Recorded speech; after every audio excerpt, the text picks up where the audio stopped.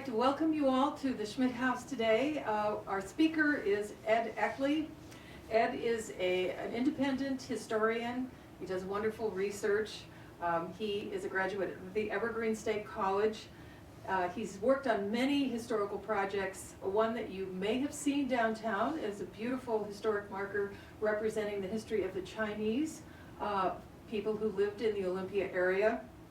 Ed did all the research on that, I think, most of it. And then also he's worked on many projects at the Wing Luke Museum in Seattle.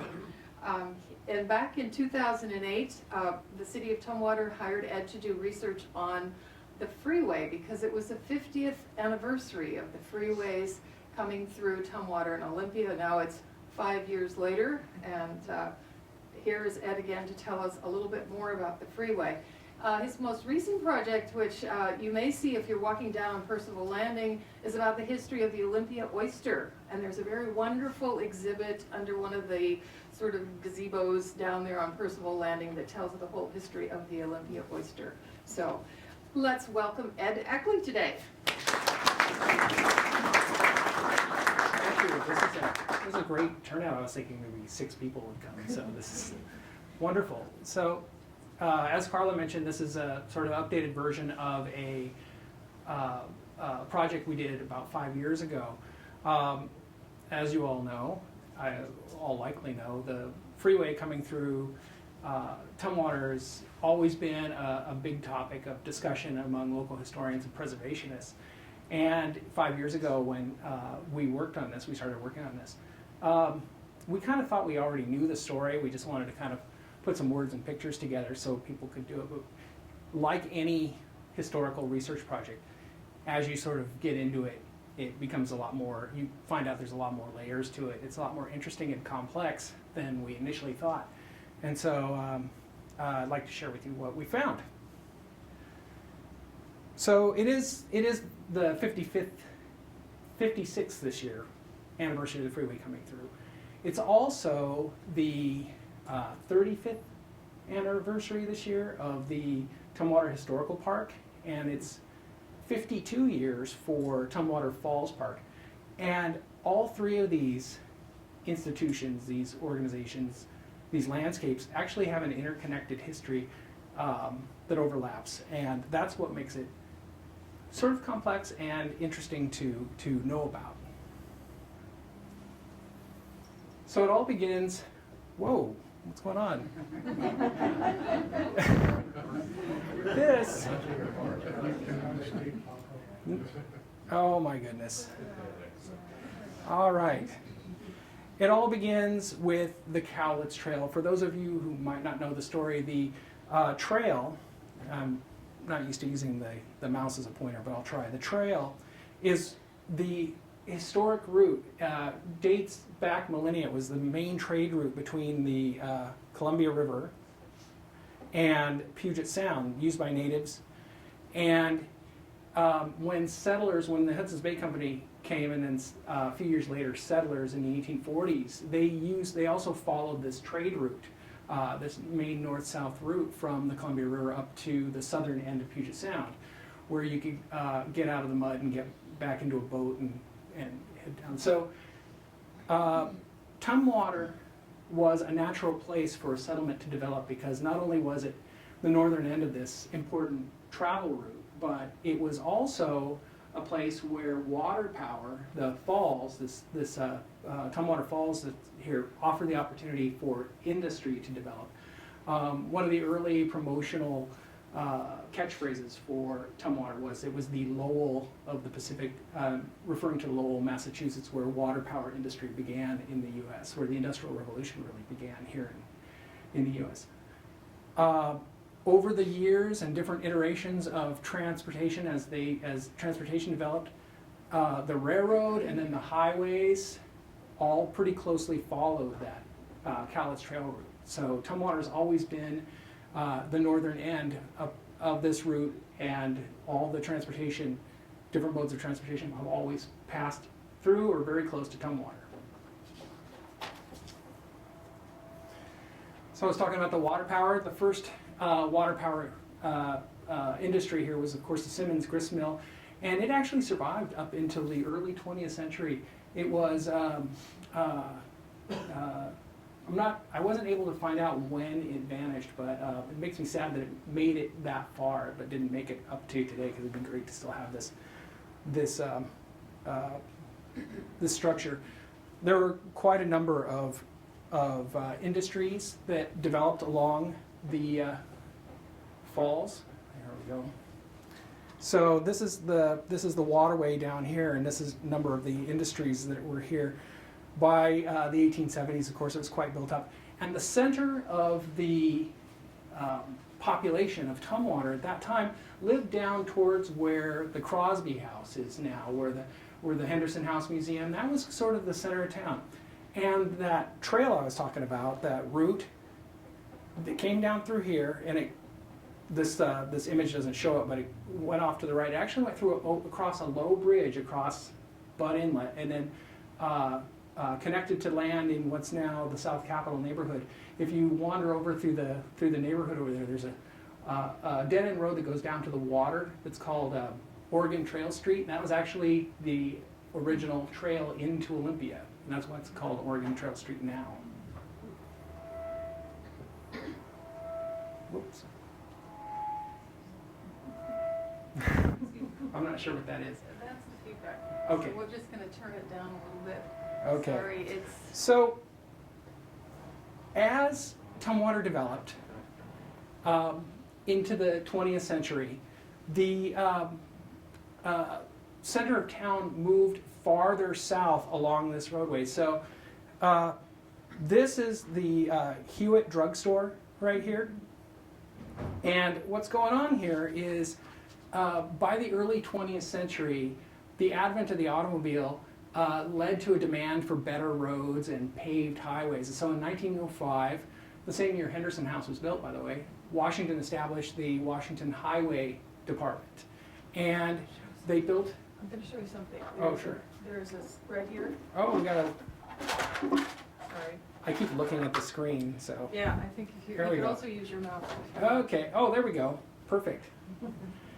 Okay, so this was the original pathway. The old part of downtown where Henderson House was down this way over here. As the highways developed, they built a new, right around World War I, built a new concrete bridge across the river. And so the highway took a right turn right here. And because of the increased traffic through this area, downtown, or the sort of the business center of Tumwater, moved up to be closer to the highway. So in recent years, Tumwater's been moving, south. The center of town's been moving south. But what I'm starting to get at here is that actually Tumwater's downtown has always moved around to be closer to where transportation is. So this was the first shift. Here's a better view of the Hewitt drugstore. It was sort of the de facto city hall of Tumwater at the time. It had the post office in it, had a soda fountain.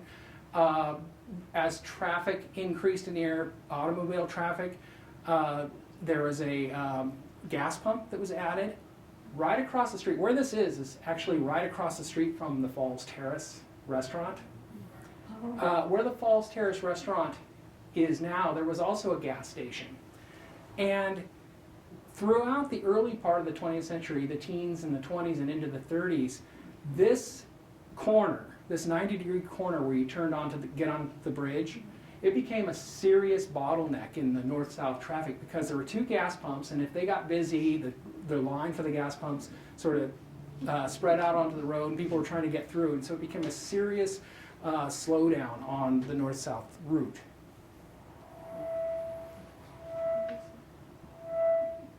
I'm not sure. All right, this is the Crosby store, one of the first businesses from early Tumwater. It was actually shown in that earlier image that I was talking about. This was a little bit farther north along the street there towards where Henderson House and Crosby House is. And by the 1930s, it was in pretty shabby shape, and it didn't survive.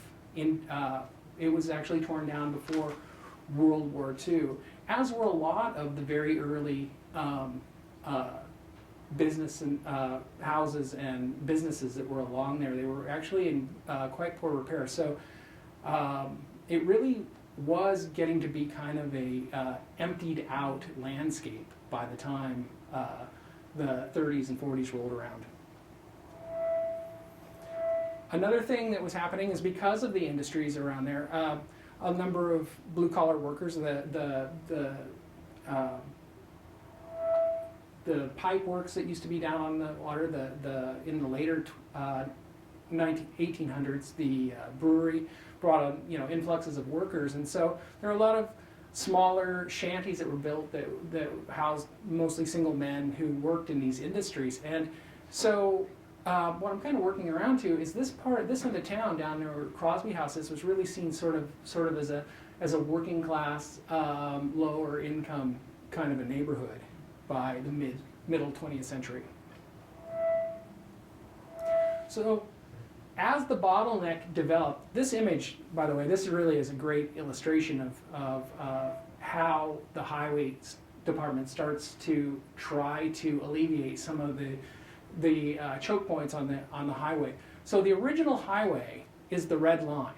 So down here we're down near Southgate, down near Trosper Road. You come up and it winds around, and this is where the Hewitt drugstore was and the Falls Terrace is now. You had 4 right-angle turns to get into through Tumwater. You had this one across the bridge, then you went up past where the brewery is, and then you went across here almost to the cemetery, and then you came down here and picked up the trail. Well, in the 1930s, there was some New Deal money to improve roadways, and so that's when they built this first bypass. And this is the Carlin Bridge that's still there that goes through the brewery today. It goes across here. It straightened a lot of this out. But this is when this first bypass really left the second business district that developed around the Hewitt drugstore kind of high and dry. So here's a nice aerial view. This is the Carlin Bridge that was built in the late 30s. This is the brewery, and we're here about now. And this is the old highway right here that came across the bridge and the Hewitt drugstore. So you can see 1, 2, 3, 4,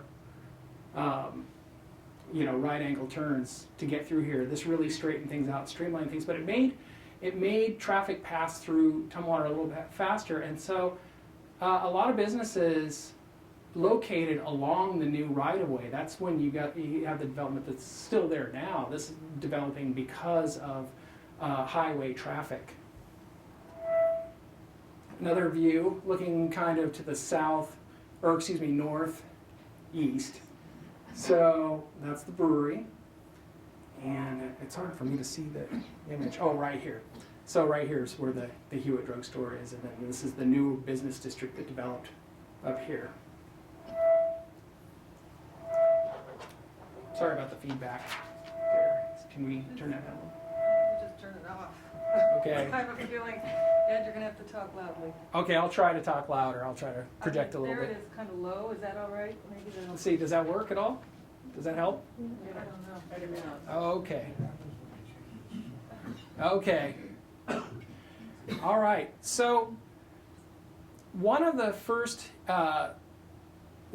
as the highway system develops, they start to straighten things out. That's the Carlin Bridge. One of their first plans to mitigate traffic, even as traffic reaches capacity on these new bypasses, is to create multiple ways in and out of town.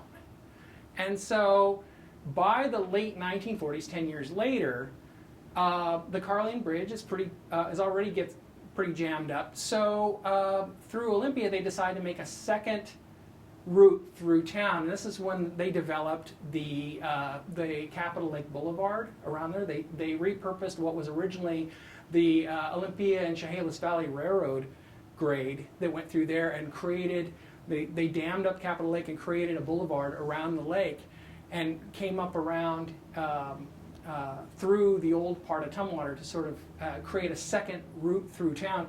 And this is where the story developed about the freeway being rerouted to Miss Crosby House. It wasn't actually the freeway. It was this Capitol Lake Boulevard, because it originally was planned to go right through where Crosby House was, and they planned to tear it down. And then there was a movement to save it, mainly headed by the Daughters of the American Pioneers. And the Schmidt family stepped in and purchased the house and donated it to the Daughters. And with their backing, with the Schmidt family and backing in the Daughters of the American Pioneers, they were able to get Capitol Lake Boulevard rerouted to Miss Crosby House. So that's why it's still there today. Now, that story's sort of been moved forward to the freeway, but I wasn't able to find any evidence that the freeway was routed where it was to Miss Crosby House. There was other reasons that I was able to come across that put the freeway where it is now. So here's another view of early Tumwater. This is a Capitol Lake area, and this is by the 1950s. You can see there's a lot of like empty lots and stuff in here. There's still quite a few houses. Some are newer, few are older. For the most part, though, people generally sort of consider this not a sort of high-end neighborhood. And that's where freeways went back in the 1950s. They went where people thought, where the powers that be thought that they wouldn't mind. You know, they weren't impacting wealthy people, basically. that's I know. I mean, to put it bluntly. So, meanwhile, we're going back to the 1930s. There was this new idea that had come on the scene. This is limited access freeways. I'm not sure what they called them back then. Just limited access highways or something. In 1939 World's Fair, the General Motors Corporation, why they would have an interest in this, I don't know, but they decided to create this diorama. You can see up here, there's people. They're kind of sitting, looking down at this miniature diorama of a city. This is City of the Future in 1939. It looks like they got it pretty close to right. And these are the new freeways that they're that their diorama that GM is promoting, is saying that we need to do. Other countries, most notably Germany, really embrace this idea as the Autobahns. This is Germany under Hitler, under the Nazi regime.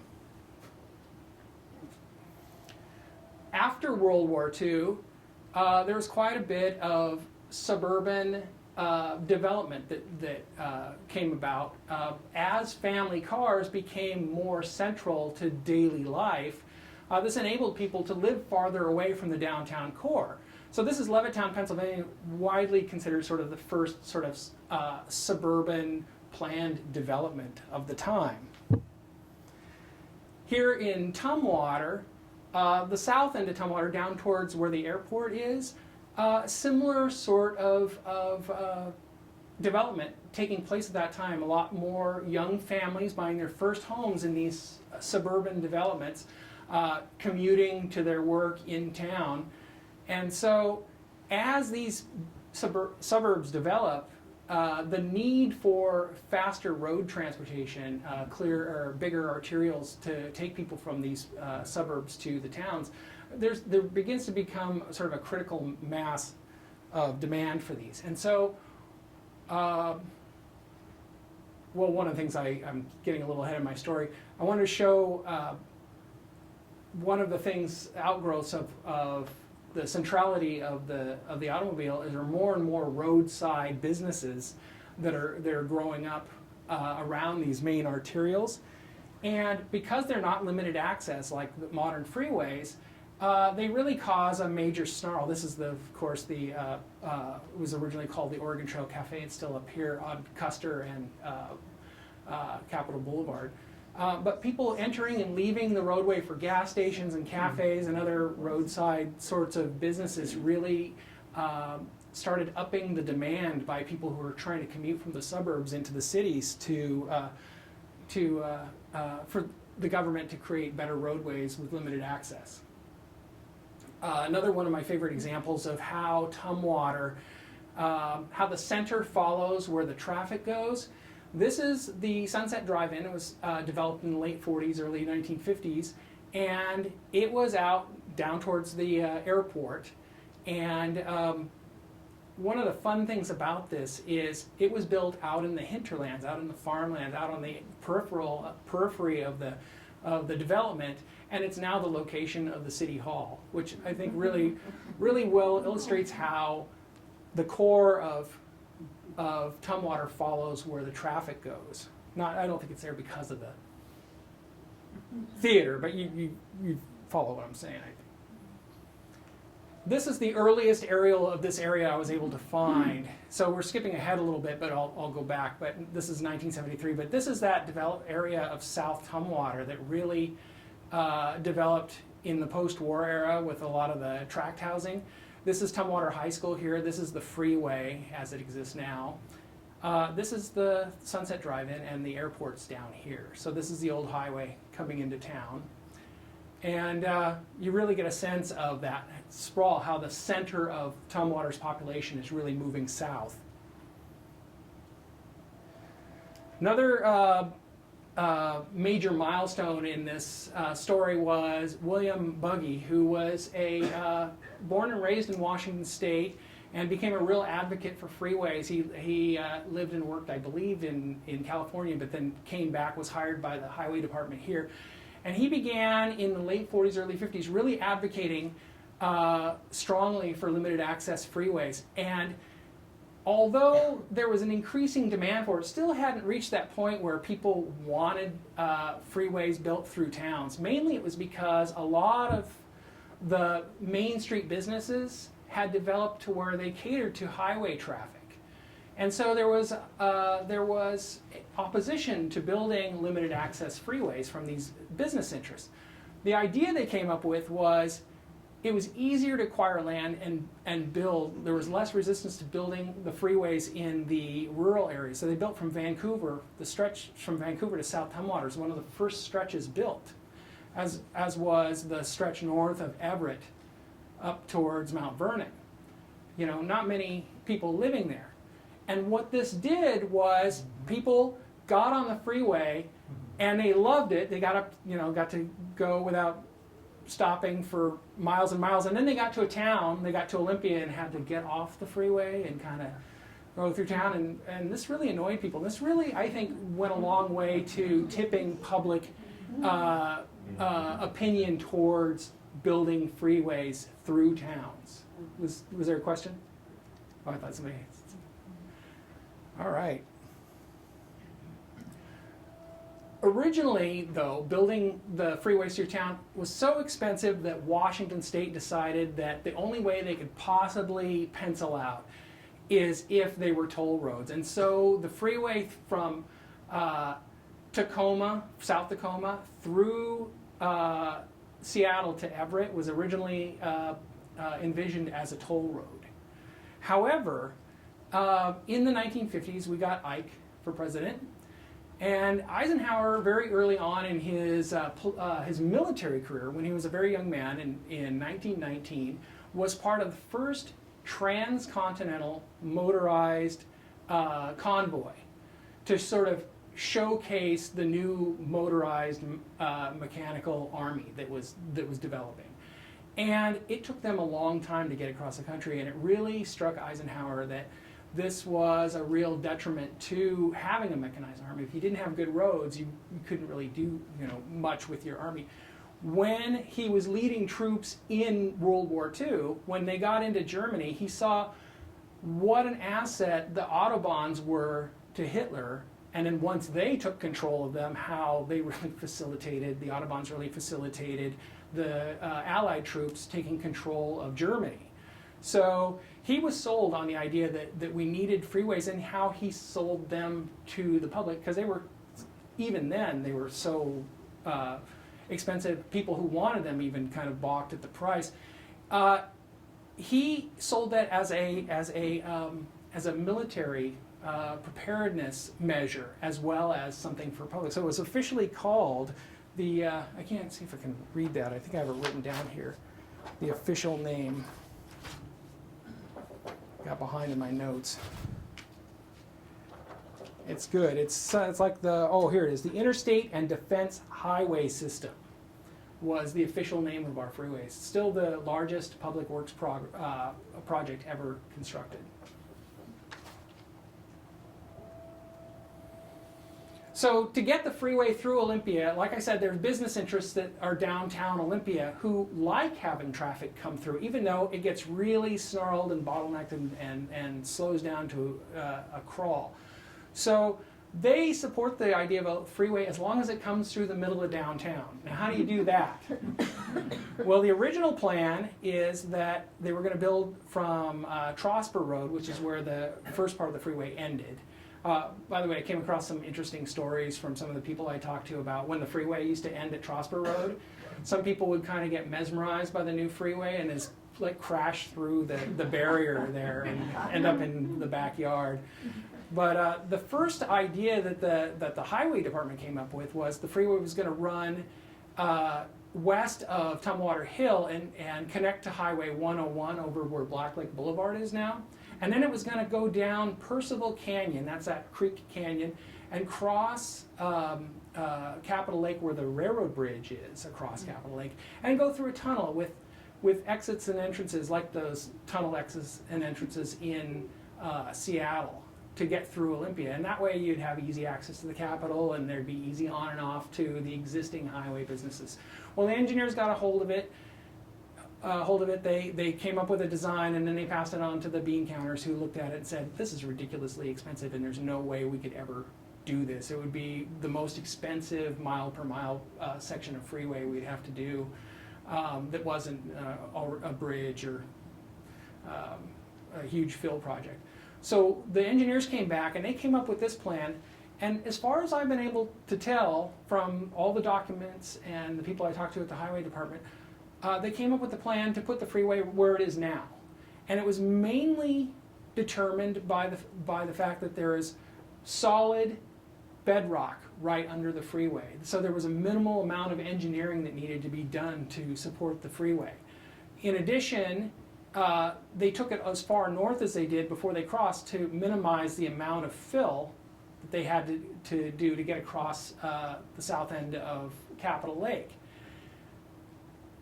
In addition to that, when they cut through the hillside here and they cut here, that gave them the fill material that they needed to fill this all in. So this is why they did this. Now, one of the stories I've heard many, many times is that this was put here, the freeway was put here to highlight the Capitol building. I haven't been able to find any documentary evidence of that. I've heard that story my whole life, but that may be the case. There may have been some backroom dealings about that, but I have not been able to find documentary evidence. When this plan went public, the freeway plan we have now, some of the folks got together who were sort of government watchdogs and said, well, that's ridiculous. Why do this? What we need is this, because that's a straight line and the shortest distance between 2 points is a straight line. The engineers came back and said, well, this whole area is all like glacial till and bogs and potholes, which if you're not familiar, these are these really deep, steep-sided ponds that we have all through this area of southeast Olympia. And so the cost of filling all that in and making a grade to get through here was just almost as much as building the tunnel under Olympia. So we ended up with putting the freeway with where it is now. I love this rendering. This is the highway department's sort of artistic vision of what this is going to look like. By this time, Tumwater Falls area is fairly deindustrialized. The only industry really left by the later part of the 20th century was the brewery. And the people at the highway department didn't really see the older buildings that were here or the remains of the industry as really anything to think about. It was really more about how the freeway is compatible with our vision for what we want the landscape to look like. And so they really promoted it that way. Whoops. So here's a nice aerial view looking north, showing the path of the freeway. And this is one of the reasons why the freeway is so narrow through this part going north, is because what they did was they vacated one block width all the way through the Tumwater street grid. And so Most of these people were happy to sell their houses for fair market value. Some were not happy, some moved. For the most part, though, I wasn't able to come across any serious, widespread resistance to putting the freeway here. So this is 101 going off this way, and this is where I-5 went. The mailer that they sent out to tell people that the freeway was coming was very much a product of the time. It's all about patriotism. It's all about we're all in this together, and freeways represent progress, and you are being a good American if you give up your house for the freeway. So it's a really interesting period piece. This is available at the State Library if you want to take a look through it. So freeway begins to be built in the late 50s with funds from the new Highway Act. This is actually the causeway they built prior to filling. So this is where Capitol Way is up here on the hill. And this is before they made the cut through there. This is the interchange under construction. By the way, this is the first 4-lane, 2 lanes each direction, interchange of 2 freeways, 101 and 5, in the state of Washington when it was built. So it's a little historic footnote there. More construction progress photos that were from the newsletter. You can see that they're doing more to sluice out the area to get under Capitol Way up there. And then this is farther along. This is actually taken from Capitol Way looking west. So this is the fill's pretty much done. The bridges are fairly in place. So they're pretty far along here. And then this is the freeway looking north again, just before paving. So it's all graded and ready to go. This would be 1958. The highway department themselves were pretty proud of this interchange. It was, like I said, the first one they built in the state. So they were highlighting it quite a bit in their public presentations.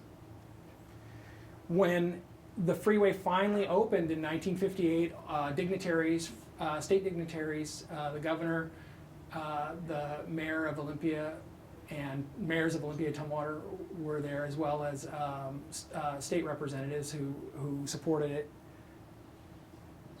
Nice. This is the opening ceremony, ribbon cutting. So, and their promotional brochure that went with the program that went with the event. So here's one thing that I think is very interesting. 1958 was not only opening in the freeway, but it was also the first year for the Tumwater Trail Days. It's still a tradition that carries on today with the Pioneer Days that happen here. And this brochure is available at the Henderson House Museum, but it's very interesting because it not only promotes the pioneers and their coming and the hardships they went through and what they did to build, to establish Tumwater. What I found really interesting about it is, along with those, is you have sponsor ads all through the brochure that highlight how far the Tumwater's come. Tumwater's official slogan at this time was "Watch Us Grow," and so these ads, interspersed with the history, you have ads showing the modern buildings that are being built up around Tumwater, of course, closer to the new main arterials of traffic. The Tyee Motor Inn and the Olympia State Bank, nice examples of modern architecture, really to contrast the, how far Tumwater had come. And that's kind of what pioneers symbolized in the 1950s, was they were harbingers of progress, and that they were also what you could contrast where you were now against them, to show how far you'd come and how fast. It was just over 100 years since American settlers had got to this area. Another nice, these are postcards of the Tyee Motor Inn, so you could send your friends and family pictures of the cool modern hotel you're staying in. So by 1962, 4 years after the freeway was created, Seattle earned the right, was given the right to host a World's Fair, the Century 21 World's Fair. One of the reasons that they were chosen as a host city for World's Fair is because they had modern airports and freeway access. And the towns that were along the way to Seattle decided that they needed to take advantage of this influx of people that would be coming to the World's Fair in 1962. So the Olympia Tumwater Foundation took it upon themselves to create the Tumwater Falls Park at this time. And they took this deindustrialized, sort of somewhat abandoned industrial area that was next to their very modern and at the time very high-tech brewery, and created a park that was very much a garden space, sort of to contrast or to sort of highlight the compatibility of modern conveniences like a freeway and modern industry like the brewery to this historic and green landscape that was here. Another great example that I have of how Tumwater was willing to move to accommodate the transportation is in 1916, the Washington State Historical Society placed a marker. It's the Pioneer Marker. They placed it in what was the original downtown of Tumwater, which was down near the Crosby House. When Tumwater Falls Park was built in 1962, they moved the marker. They moved the Pioneers. They made that the center, the new end of the Oregon Trail. So it really is, they were even willing to move the Pioneers, is what I'm getting at here. I think that's really kind of a cool aspect of this story.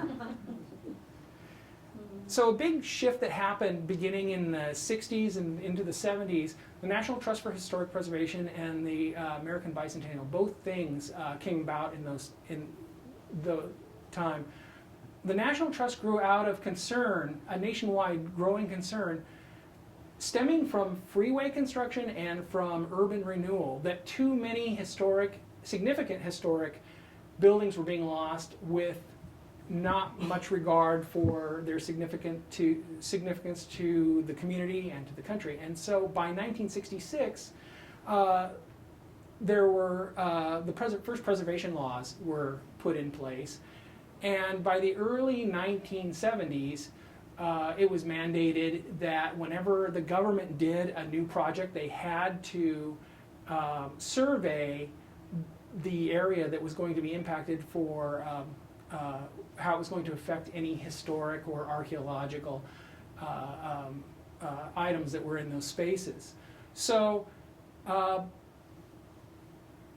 here's this kind of a fun irony that's going on is that when by the early 1970s, the freeway through Tumwater was again at capacity. It was 2 lanes each way, and it was already decided that they needed to widen it. So the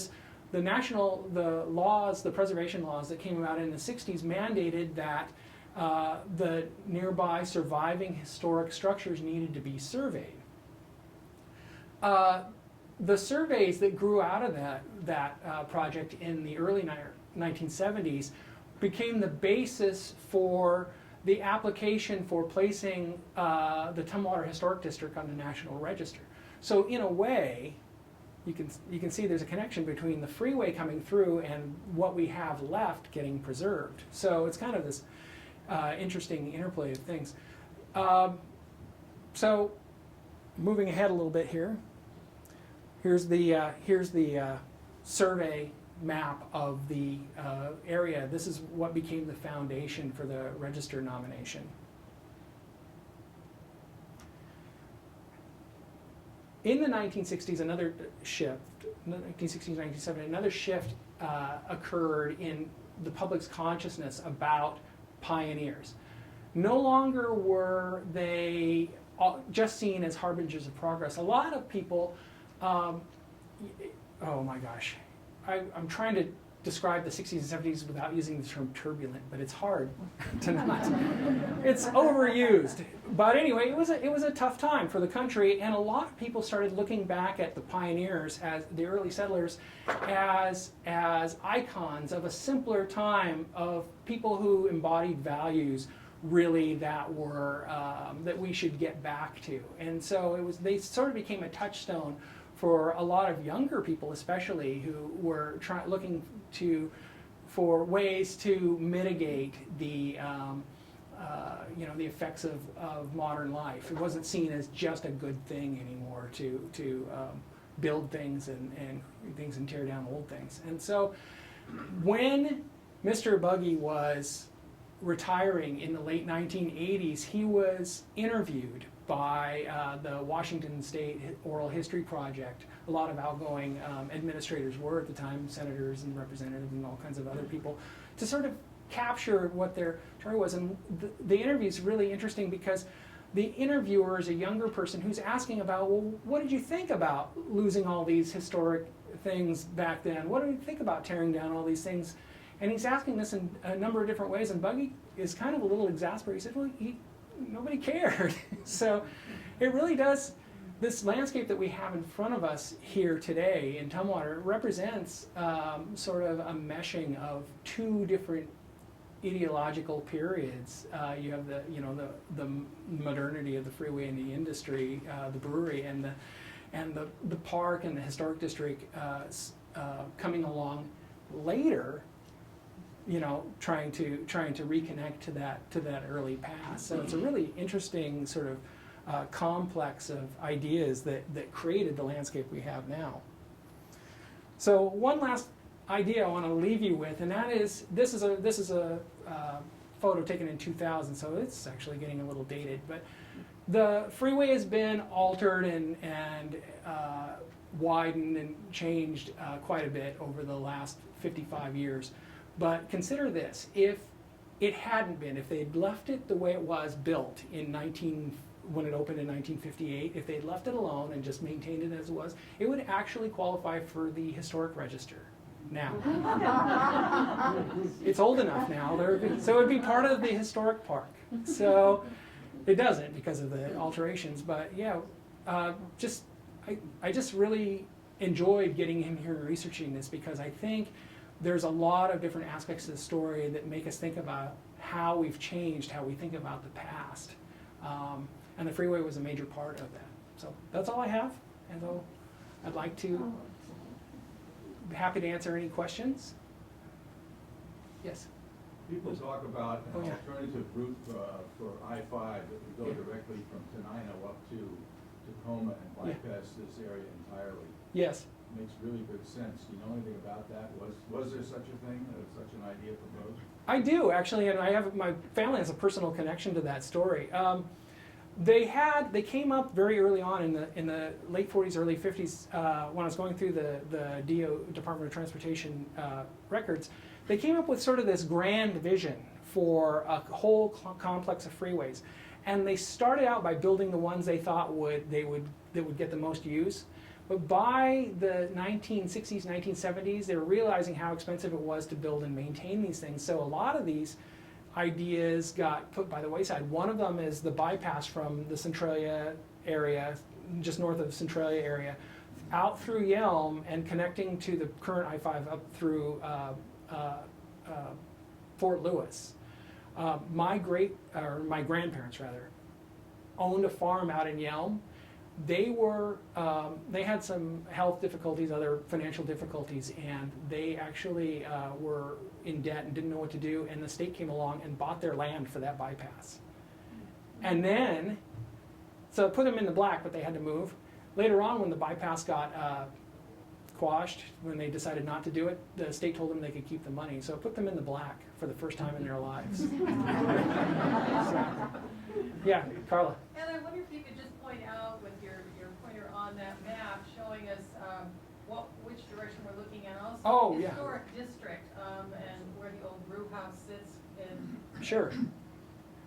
Yeah, this is looking south. So this is the old brew house right here, and we're up here on the hill. And this is the Tumwater Historic Park down here, and Crosby House and Henderson House would be right here. In the back. Were there parts that were filled in there for the freeway when the freeway went over the water? Is there? Yeah, this part right here is fill, and then a little bit on the other side. So you had a question? Yes, I'm thinking now about Olympia. when we first came to town, it was the late 70s, Okay. and I got involved with the League of Women Voters. And, Okay. and so you were kind of getting caught up on history. And they felt that there was a great deal of bitterness in Olympia because of what the freeway did as far as dividing neighborhoods, making it impossible to reach family members and school friends and schools. Was there any evidence of that in your, I mean, maybe it was just, people felt it was just beyond their control, the state took over. I mean, it was interesting, and I just wonder if you found any I didn't. evidence of that. You know, I wouldn't be surprised at all.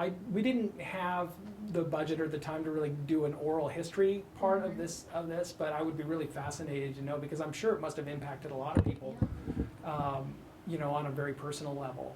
That And, way, so. and from your pictures, you say that I-5 bridge, that Capitol Way Bridge, Yeah.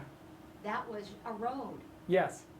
There was no, Yeah, it was that hillside had to be cut through where the Capitol Way Bridge is right now, and they used to fill on both sides, because on the other side, away from Capitol Lake, there was actually a pond there that was apparently a popular swimming hole for quite a while. But it was one of the pothole lakes that I was talking about earlier. But it was one of the it was a smaller one. They were able to fill it with what they had. Yes. I've been heard, and I wondered if you also found evidence of this, that one of the reasons that the freeway took that route was because legislators wanted to be able to get to Olympia from the north, especially. Oh, you mean came through Olympia? Came through Olympia. Well, and it then was. turned north again. I never found any evidence that they rerouted the freeway. What I found was they had always from the outset planned to come through Olympia, but they also had planned to eventually build a more direct route that we were talking about earlier from Tacoma down to Centralia. But they wanted to, in the initial iteration of the freeway, sort of connect as many towns as possible. Yeah. Other questions? Well, thank you very much.